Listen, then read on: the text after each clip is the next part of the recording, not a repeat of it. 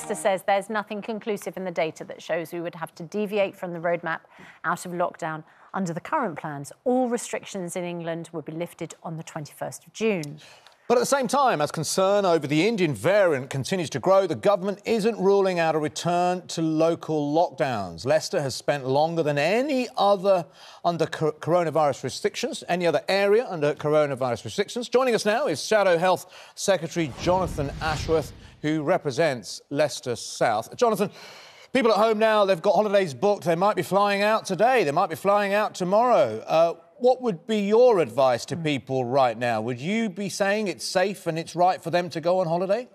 I mean, personally, I wouldn't be going on holiday, but it's obviously up to individuals to make their own choice. If the government are saying to them, look, there are these countries where it is safe to visit. Of course, the government have also put a number of countries on the so-called amber list, but are saying don't visit there. So they're effectively on the red list. I mean, you mentioned Leicester. Leicester was the city that was in lockdown the longest. I mean, our spirits were lifted by winning the FA Cup on Saturday, of course, but it's been really tough locally across Leicester. It's been tough for businesses, it's been tough for restaurants, for bars, for people who've not been able to see their loved ones, or for a period, not even socialise with their loved ones in the back garden. Can I just establish, Jonathan Ashworth, because we're always trying to pin Labour down on policy. One of the accusations, of course, in the most recent elections was that voters didn't actually know what Labour stands for. What is your policy on foreign travel? Do you agree that foreign travel for leisure purposes should be allowed right now? I don't think it was sensible to open up in the way on international travel for leisure in the way that we did this week. I would have paused on that. And of course, we've also said we should have proper controls at the borders. Our borders have been about as secure as a sieve throughout this, which is why, sadly, these new variants have managed to find their way in and spread with such speed and severity across the country. OK, so considering a lot of people are desperate for a holiday, I can imagine a lot of frontline workers might be desperate to get away, and some destinations might be cheaper than trying to find accommodation here right now when we're all, desperately trying to have staycations. So when would you open up foreign travel to, for instance, the green list countries where the incidence of COVID is much lower than it even is here? Well, I would want us to spend a little bit of time reassuring ourselves that we've got on top of this particular variant and really, really contain it. And what I would do to contain the variants, to come to your point that you say, well, Labour never has any policies or ideas, as it were, I would put in surge vaccination into those areas where we know the variant is spreading quickly. That means vaccinating everybody. I would pay people decent sick pay and isolation support. So if you're ill, you can isolate yourself. Just on that, John, let's talk this through. I mean, they are doing some surge vaccinations, but how would you do that? Are you talking about prioritising vaccines to certain communities? So who would miss out? Who would you prioritise in this surge vaccination strategy? I think if you've got an area like Bolton or Blackburn where we understand the prevalence is so high, I would just get on now and just vaccinate everybody. Yeah. Because what we know is, this variant spreads more quickly, and unless you get on top of it, it will spread across the country. So that is what I would do. So I'd say the rest of us, you're sort of asking, well, who loses out? Well, it's in all our interests to really stamp down on this variant now. So if that means the rest of us waiting, a few days or a week longer, I think that's in the interests of the country. But the fact is, Jon Ashworth, when the government came out with their restrictions and their system, they told us about this. Labour didn't complain at the time. About the restrictions? Yeah. No, we didn't. But that's because, but this is a new variant that's emerged. So you would have done exactly the same thing that they're doing, pretty much. No. What would you have done? What would you have done? What would you have put in plan in preparation in advance? What would you have done differently when those restriction plans were placed to you? Labour didn't seem to oppose them at all. Sick pay. We still haven't started sick pay in this country. How is sick pay going to stop Indian variants coming in, or people travelling to greenest countries? I mean, I don't. That's nothing to do with it, is it? No, sick pay is nothing to do with people travelling. No, that you're right. Yes, I'm talking about travel restrictions. You can come out with sick pay because that's something you want to talk about, but we don't want to talk about that right now. We're talking about the travel.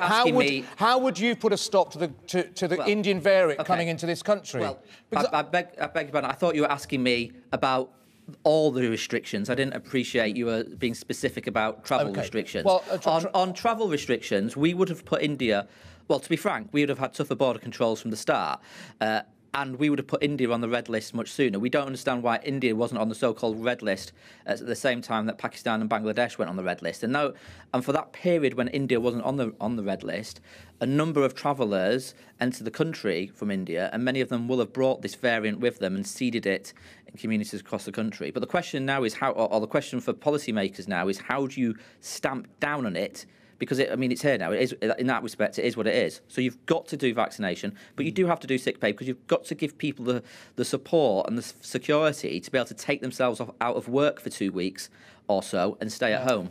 Would you, just having a look at what we could do differently when it comes to travel, so the Labour Party would not have recommended lifting restrictions on going abroad, going for holiday purposes, to a green list or amber list of countries at all? Until what point? Well, I think we would have been better to pause, but I can't say I would have given you... So under a Labour policy, when might we have been able to go abroad? Because I wonder whether there is a different system, which is that you don't have a green list, you allow people to go abroad, but you still require them to quarantine when they come back, or you back a vaccine passport, and nobody is allowed to travel for leisure until they've had the vaccination.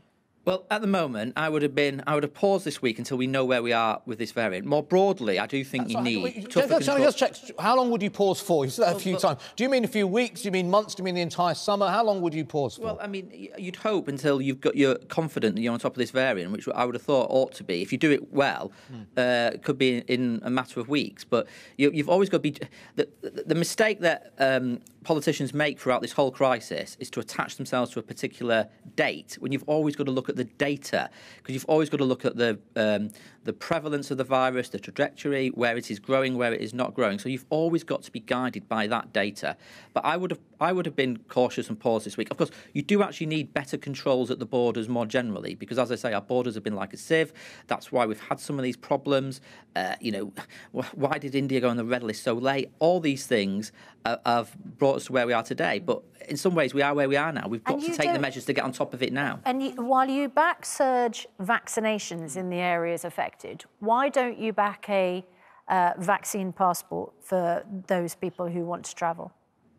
I think in the end, we'll all have to, well, certainly in the next 12 months, maybe not for the rest of our lives, but I anticipate we'll probably all have to show our vaccine status for international travel. The problem at the moment is that the virus is circulating hugely, massively across the world. I mean, the WHO is warning that worldwide we're having a worse second year than the first year. I mean, because of vaccination here, we've managed to broadly and generally push it down quite considerably. That's not the case everywhere at the moment. So, and that's why it's so important we do have tougher border controls, because another variant may well bounce back at us and set us back a little bit. Can we just talk about the general mood around the Labour Party at the moment? You've taken a real severe beating 2 weeks ago in the local elections and the mayoral elections. Like you probably didn't expect it to be as bad as it turned out to be, but it was.